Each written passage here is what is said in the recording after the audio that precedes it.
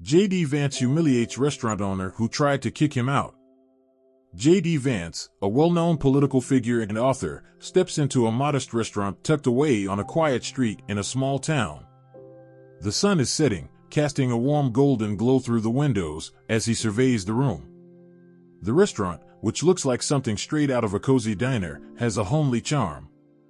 It's not the kind of place you'd expect to see a celebrity, but J.D. isn't here for any attention. He's here to enjoy a simple meal and a break from the spotlight.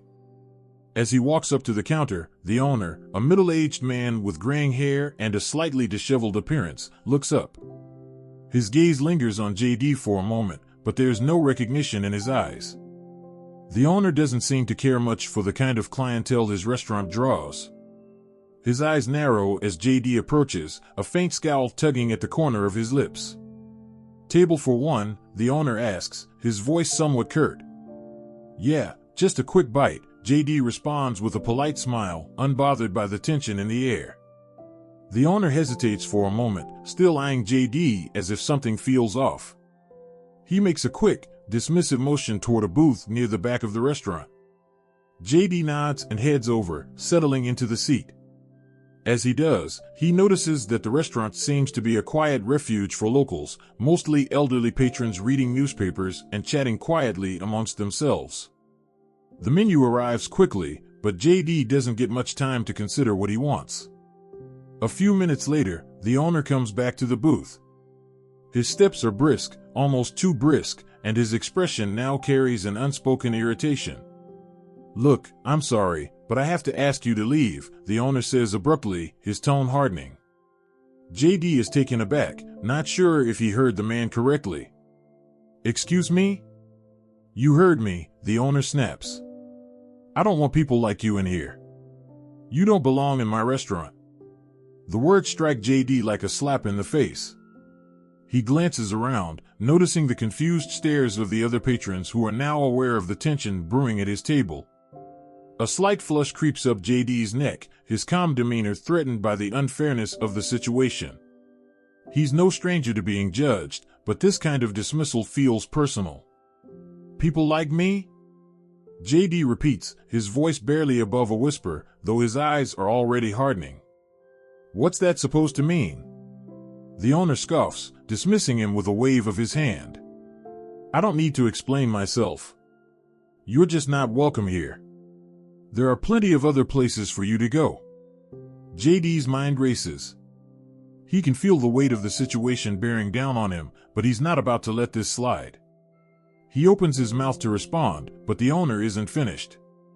"You're a troublemaker, always stirring things up. I don't need that kind of attention in my restaurant.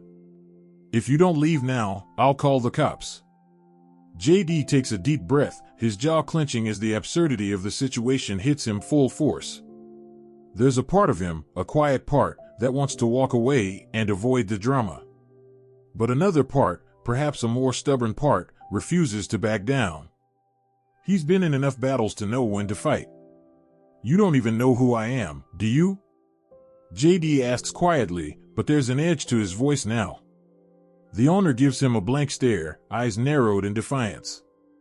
"I don't care who you are. You're not welcome." The realization strikes J.D. like a jolt of electricity. He could walk away, but the principle of the matter is too important.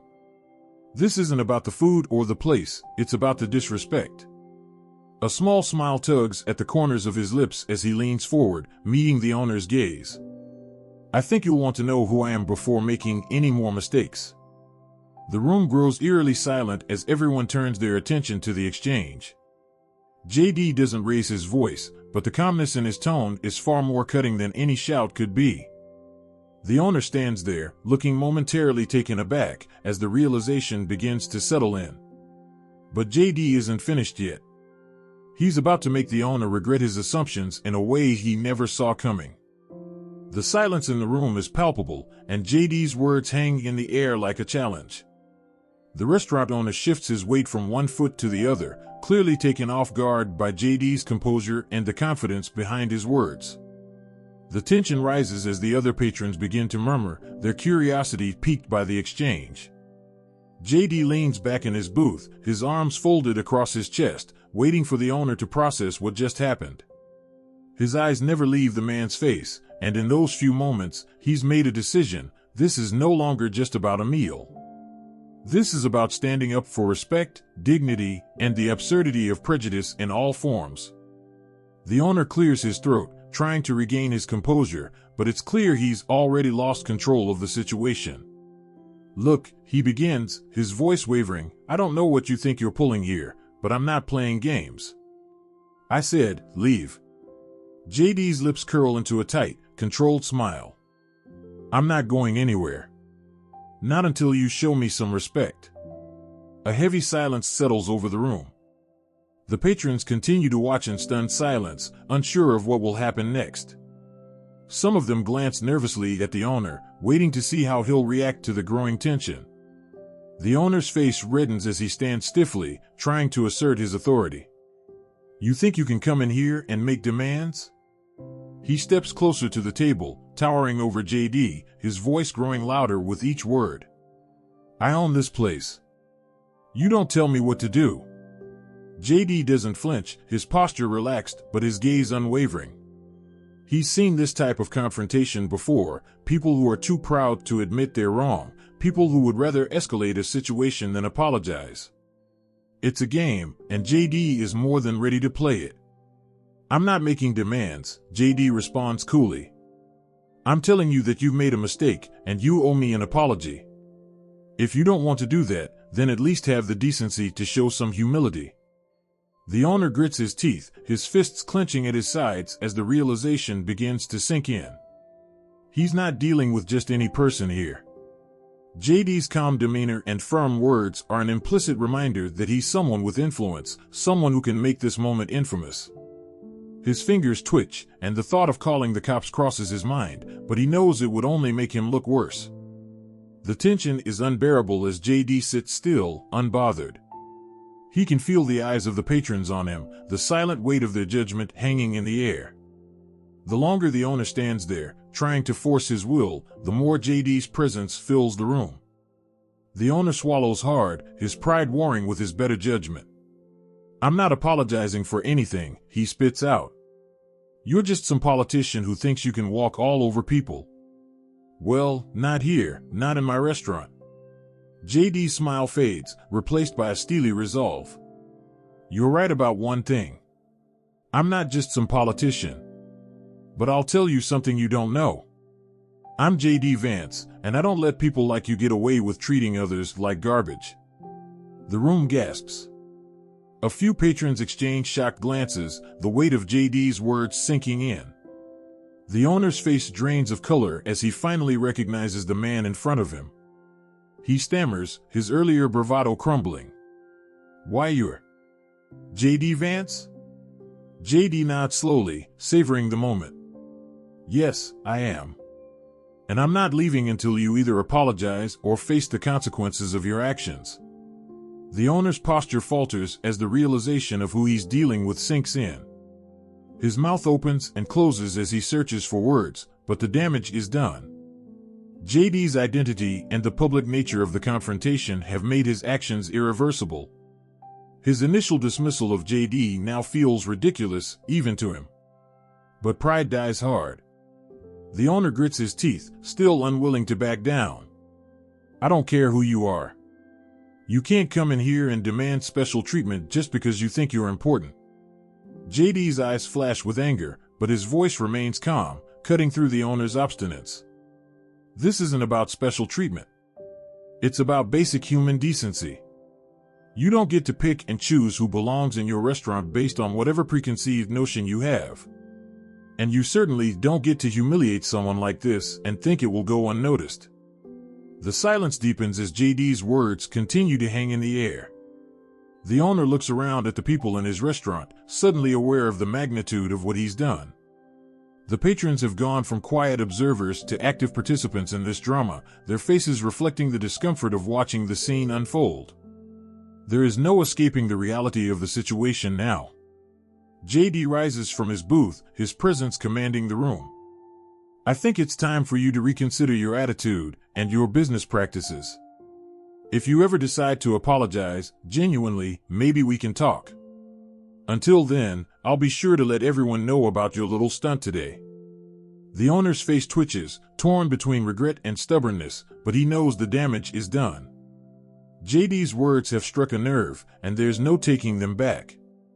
The tension remains thick as JD turns and heads for the door, leaving the owner standing in the middle of his own restaurant, humiliated and defeated. As JD steps outside, he pulls out his phone, typing a quick message to his followers. The storm he's about to unleash is just beginning. The door to the restaurant swings shut behind JD with a quiet but final thud, and he steps out into the fading daylight, his hand still gripping his phone. His pulse quickens, not from fear but from the thrill of knowing he's just turned a small, personal confrontation into something much larger. A part of him relishes the idea of using his influence to expose the restaurant owner's behavior. He doesn't waste any time. JD taps out a message to his social media followers, describing what just happened in the restaurant. He outlines the owner's refusal to recognize him, the unprovoked demand for him to leave, and his subsequent humiliation of the man. The message is sharp, calculated, and not without a touch of irony. "Just got kicked out of a restaurant for being who I am," JD types, adding a small chuckle emoji. The owner doesn't seem to like people who stand for respect. The people in that place should think long and hard about supporting someone who doesn't even know how to treat others. He hits send, and within seconds, his notification feed explodes. Comments, retweets, and messages flood in from people who are outraged, surprised, or simply curious. JD's followers know him as a figure who doesn't back down from a fight, but this feels different. The reaction is immediate, and JD can already tell that this story is about to go viral. Meanwhile, inside the restaurant, the situation is unraveling. The owner stands behind the counter, his hands trembling slightly as he watches his business begin to implode. He picks up the phone, his thoughts racing. Should he call JD? Apologize publicly? But the damage is already done, and he can feel the weight of his mistake crashing down on him. He watches as one of the regulars, an older man, stands up and shakes his head. "You know, you just lost a lot of business over this. JD Vance isn't someone you want to make an enemy of. Trust me." The owner stammers, clearly flustered. "I didn't know who he was. I just thought." The older man cuts him off with a raised hand. "Doesn't matter what you thought. You treated him like trash, and now the whole world's going to see it. Good luck with that." Back outside, JD's phone buzzes again. He checks it and sees that the story has already spread to local news outlets. Someone has already posted a video clip of the confrontation in the restaurant. The footage is shaky, but it's clear enough to capture the key moments. The sound of the owner's rude dismissal, JD's calm but firm response, and the uncomfortable tension in the room are all there, playing out for the world to see. The comments are pouring in fast. Everyone is offering their own opinions, some defending JD, others criticizing the owner. But the general sentiment is overwhelmingly on JD's side. JD watches the video, a small smirk crossing his face. This is exactly what he wanted. The public humiliation of the owner isn't just about him getting away with treating JD poorly, it's about making sure everyone knows how easily power can be abused in everyday situations. As JD scrolls through the comments, he notices something unexpected. Among the dozens of supporters, there's one comment that stands out. "Is this real?" Because if JD Vance is involved, you know there's something big going on. What's his angle? JD frowns. It's a valid question. People know him as a political figure, but they also know he's a strategist. They know he doesn't do anything without a reason. So why make a scene over a simple restaurant spat? JD doesn't respond to the comment, but the question lingers in his mind. He's not just trying to make a point here, he's trying to ignite a conversation about power, privilege, and the ways people use their influence.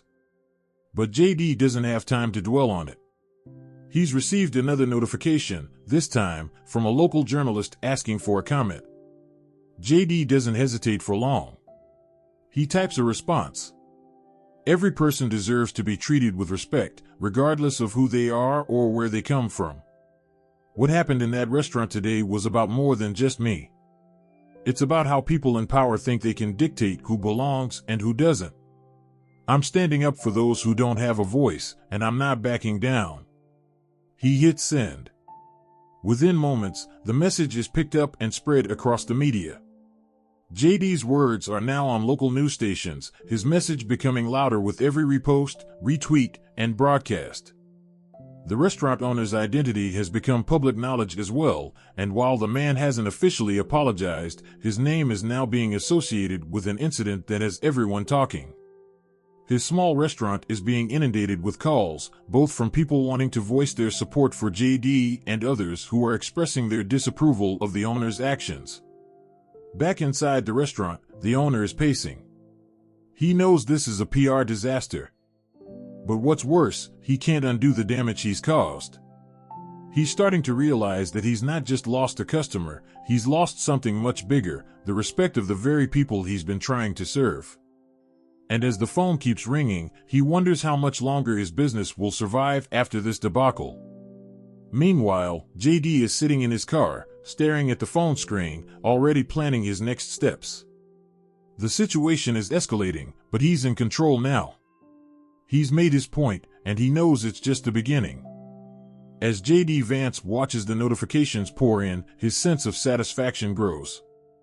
The incident at the restaurant has already gained widespread attention, and he's keenly aware that the power of social media has made this small, seemingly insignificant altercation something much larger.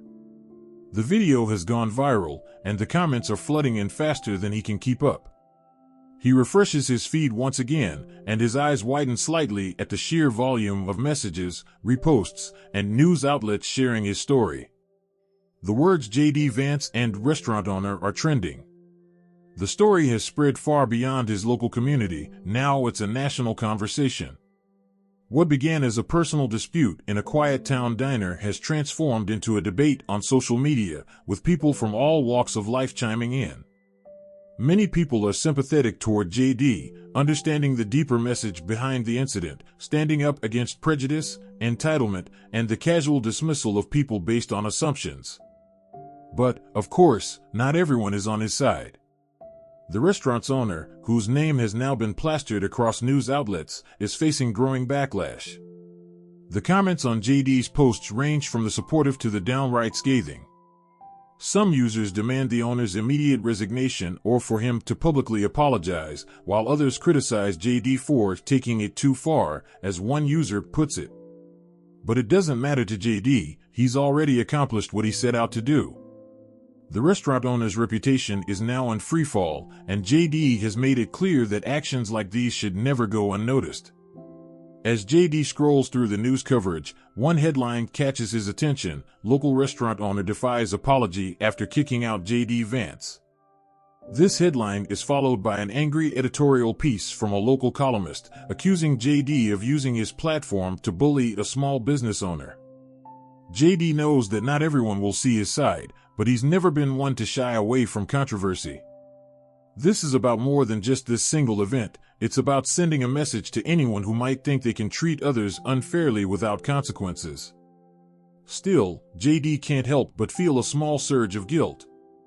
He didn't set out to destroy the restaurant owner's life. But that's the nature of public humiliation. It's messy, and it has consequences that go beyond just a few harsh words. The owner's pride has already cost him, but JD knows that the public opinion will shift even further once the full scope of the situation is revealed. Meanwhile, inside the restaurant, the chaos has only grown worse. The phones won't stop ringing, and each call seems to make the owner's situation more dire.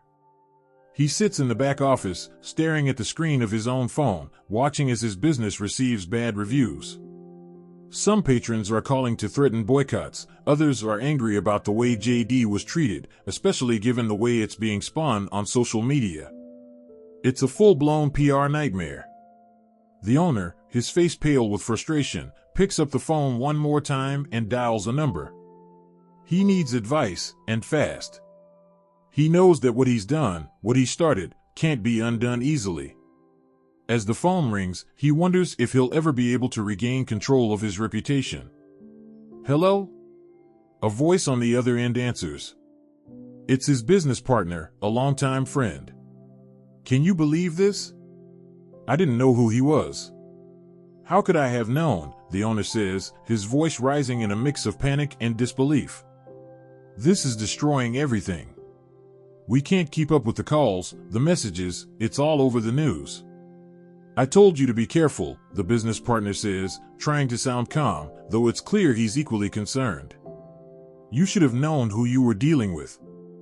J.D. Vance isn't just some guy off the street. You don't treat people like that, especially someone with that kind of influence. The public's going to eat us alive." "I didn't mean to, it just happened so fast," the owner mutters, his voice dropping into a defeated whisper. "It's too late for apologies now. You need to figure out a way to fix this, or your business is over. And you better start by publicly apologizing to J.D., whether you want to or not." The owner lets out a frustrated sigh, realizing that the damage has already been done. No amount of backpedaling will erase the stain of his actions. His business will never be the same, and the humiliation he's now experiencing is just the beginning. The reality is sinking in, he's not going to escape the consequences of his decision. Meanwhile, J.D. is miles away, feeling a rush of satisfaction that he hasn't felt in years. His followers are supporting him, and the media attention is exactly what he expected. He's taken the small, personal slight and turned it into a nationwide discussion about privilege, respect, and the power dynamics that govern society. The restaurant owner's name is being dragged through the mud, and J.D. feels a sense of victory, not because he's out to ruin someone's life, but because he's made an example of someone who thought they could act with impunity. But J.D. knows this is just the beginning. The real test will come when the owner finally faces the public and the consequences of his actions. J.D. is ready. If the restaurant owner wants to apologize, fine. But J.D.'s not interested in just accepting any empty words. The apology has to be genuine, otherwise, the lesson won't stick. The situation is now out of J.D.'s hands. He's done his part in making sure that the truth is heard. The next move is up to the restaurant owner. J.D. watches the unfolding drama with the same cool, calculated distance that he's used throughout his career. In a way, he's enjoying the spectacle. The owner's downfall was inevitable, it was just a matter of time before the truth came to light. In the days that follow, the media coverage doesn't die down. If anything, it intensifies. And J.D. knows that the eyes of the world are now on the restaurant owner, waiting for him to make a move. Will he apologize?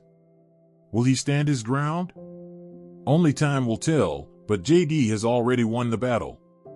The public has spoken, and the restaurant owner will have to deal with the consequences of his actions. The days that follow are a whirlwind for the restaurant owner. Every news outlet, local and national, seems to have something to say about his actions.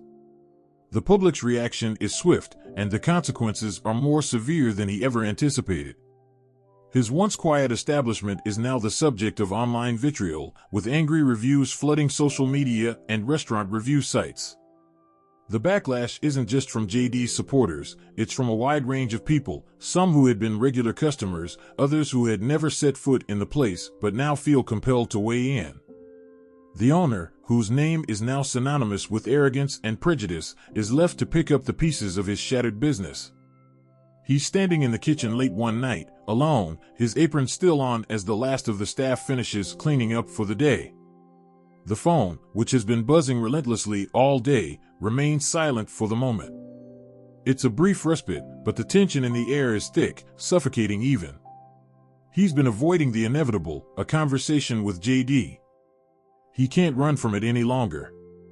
His pride, which had led to this disastrous series of events, has kept him from reaching out, but now it's clear that there's no other option. The phone rings, and he hesitates before answering. It's his business partner again. "You've seen the coverage, right?" the partner says, his voice strained. "I don't need to watch it," the owner replies bitterly. "I can feel the impact every time the phone rings.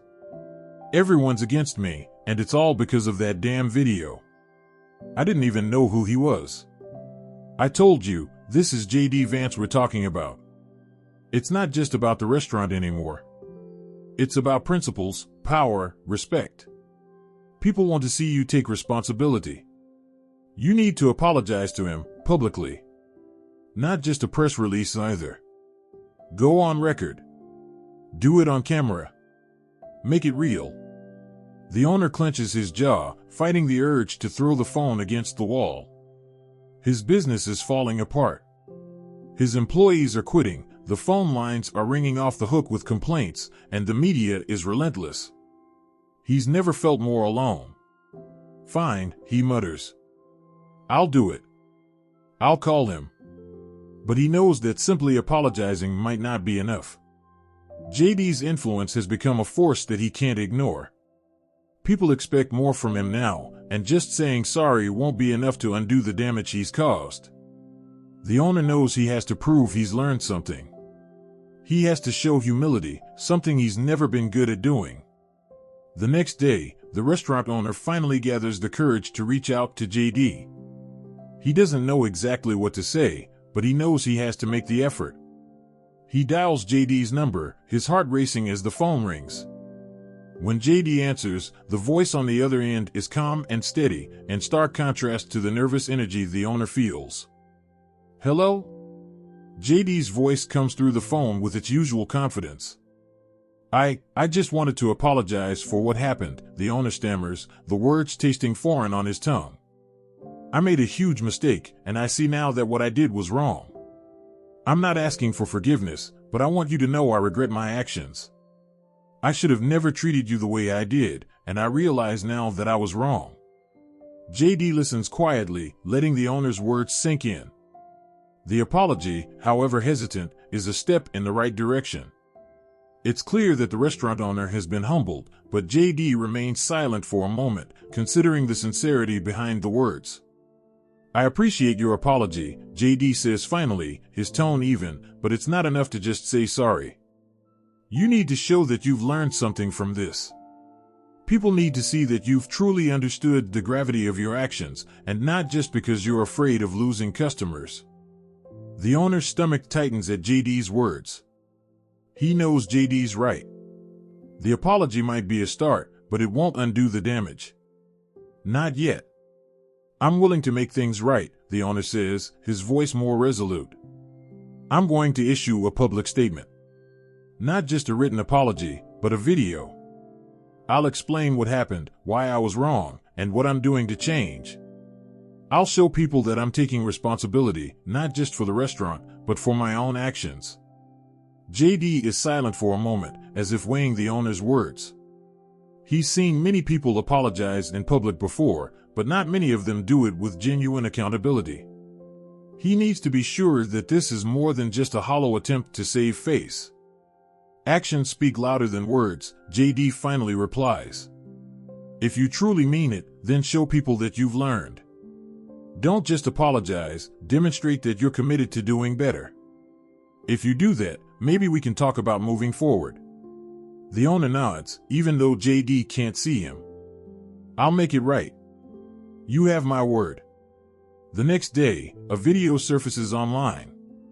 The restaurant owner, looking worn and humbled, appears on screen. The backdrop is the same restaurant, though it's clear that the place has changed under the weight of the situation. He takes a deep breath, looking directly into the camera, his face reflecting the seriousness of his words. Hello, my name is, owner's name, and I'm the owner of, restaurant name. I want to take this moment to publicly apologize to J.D. Vance for the way I treated him last week. What happened was inexcusable, and I regret every word and action that led to that moment. I made assumptions based on prejudice, and in doing so, I disrespected not only JD but everyone who believes in fairness and dignity. I was wrong. He pauses, his eyes meeting the camera, as if he's trying to convince not only JD, but the entire world watching. I am committed to making changes, both in how I run this business and how I treat people. I've already begun making sure that my staff is trained in empathy and respect for everyone who walks through these doors, no matter who they are. I promise to learn from my mistake and work toward creating an environment where everyone feels welcome. The video ends with a simple message: I will do better. I'm sorry. The apology doesn't fix everything overnight. The restaurant owner knows that. But it's a start. People begin to soften toward him, some even offering second chances, while others remain skeptical. But the one thing the owner knows for certain is that JD's intervention has changed his life, and perhaps his business, forever. The power of public accountability has shown him that no one is above reproach, not even him. As JD watches the video, he feels a sense of resolution. The public humiliation was necessary, but it wasn't about vengeance, it was about making a point. And it seems that, for once, the lesson has been learned.